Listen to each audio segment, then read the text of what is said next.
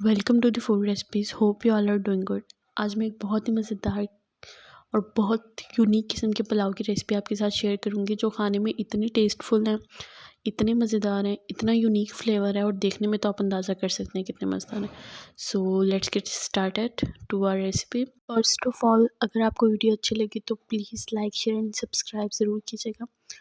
So let's get started to our delightful recipe.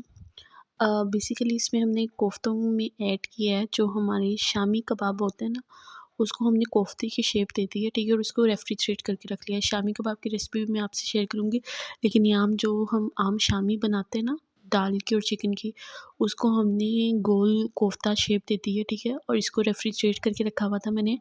और उसके अलावा प्याज, टमाटर और हरी मिर्चें, जो आम चावलों में या पुलाव में चीज़ें इस्तेमाल होती हैं सिंपली। फ़र्स्ट ऑफ़ ऑल तो हम अपने कोफ्तों को प्रिपेयर करेंगे। ये क्योंकि मैंने रेफ्रिजरेट किए हुए थे, इस वजह से पहले मैं इनको ओवन में लगाऊंगी और फिर मैं इनको फ्राई करूँगी। लेकिन अगर आप फ्रेश बनाते हैं बिल्कुल, तो भी मसला नहीं है। आप शामी कबाब जिस तरह बनाते हैं, शामी कबाब बना लें और बस उनको शेप जो है वो कोफ्तों की दे लें, और फ्रेश जिस तरह हम फ्राई करते हैं बिल्कुल अंडे में डिप करके डीप फ्राई आप कर लें इसको, ठीक है। बहुत लाइट आंच पे आप डीप फ्राई करें, ताकि इसकी बाहर जो है ना एक थोड़ी सख्त सी लेयर है, ठीक है, बहुत नरम लेयर नहीं।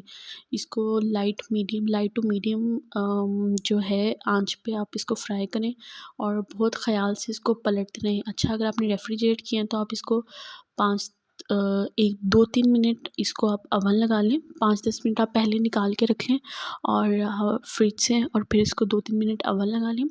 और जब ये थोड़े से अंदर से नरम हो जाएंगे तो आप इसको अंडे में डिप करके फ्राई कर लें। अंडे अच्छी तरह फेंट लें और उसमें डिप करके फ्राई कर लें। आप डीप फ्राई करना चाहते हैं डीप फ्राई कर लें, अगर आप बहुत कम ऑयल में फ्राई करना चाहते हैं तो भी इट्स ओके। उसके बाद सिंपली आप किचन टिश्यू जो होते हैं, टिश्यू, उसमें आप इसको निकाल लें। इसका ऑयल अच्छी तरह नुचड़ जाएगा जब, तो आप इसी तरह सिंपली सारे बना लें। जितने भी कोफ्ते हैं उनको आप सबसे पहले तैयार करके रख लें। लाइट मीडियम आंच पे आप इनको बना लें और इनको फ्राई करके बस टोटली इनका जो ऑयल है वो खुशक हो जाए। अब हमारा कोफ्तों का स्टेप कंप्लीट हो गया है, तो लेकिन इसकी सबसे मेन बात यह है कि इसको कब और किस वक्त चावलों में ऐड करना है, तो वो आप लास्ट तक वीडियो देखते रहें तो आपको अंदाज़ा हो जाएगा, ठीक है। सिंपली हमने जो पुलाव के लिए चीज़ें ऐड करते हैं, ऑयल गर्म किया, उसमें खड़े मसाले कुछ ऐड किए, लाइक बड़ी इलायची ऐड कर दें, और जो है लौंग ऐड कर दें एक आध, और थोड़ा सा जो है दालचीनी स्टिक ऐड करते हैं, ठीक है। प्याज जितना आपने कलर देना पुलाव को, लाइट ब्राउन आप कर लें, और उसके अंदर टमाटर ऐड कर लें, जिस तरह मसाला बनाते हैं हम चावलों का, सिंपली वैसे मसाला बना लें। उसके बाद ग्रीन मिर्च की पेस्ट ऐड कर लें, ठीक है, सिंपली, और इनको अच्छी तरह भुनाई कर दें इनकी, ठीक है। सिंपली जिस तरह चावलों का मसाला बनता है, इसको वैसे मसाला बना लें। अच्छा, आप इसमें ग्रीन मिर्च की पेस्ट ऐड करेंगे तो कटी हुई ग्रीन मिर्च पे ऐड कर दें, तो वो चावल में बड़ा अच्छा यूनिक सा फ्लेवर देती है। उसके बाद हमने इमली भिगो के रखी हुई थी, इमली थोड़े से पानी समेत इसके अंदर डाल दी। धनिया ज़ीरा ऐड कर दिया और कुछ पुलाव मसाला ऐड कर दिया। बिरयानी मसाला भी ऐड कर सकते हैं, पुलाव मसाला भी ऐड कर सकते हैं। अगर आप नहीं भी करना चाहते तो आप सिंपली थोड़ा सा गरम मसाला ऐड कर सकते हैं, थोड़ा सा ज़ीरा ऐड कर सकते हैं, ठीक है। और इसको ऐड कर लिया। थोड़ी सी ब्लैक पेपर भी ऐड कर लिया आपने, ठीक है। अगर आप ब्लैक पेपर का फ्लेवर नहीं पसंद करते तो आप लाल मिर्च भी ऐड कर सकते हैं।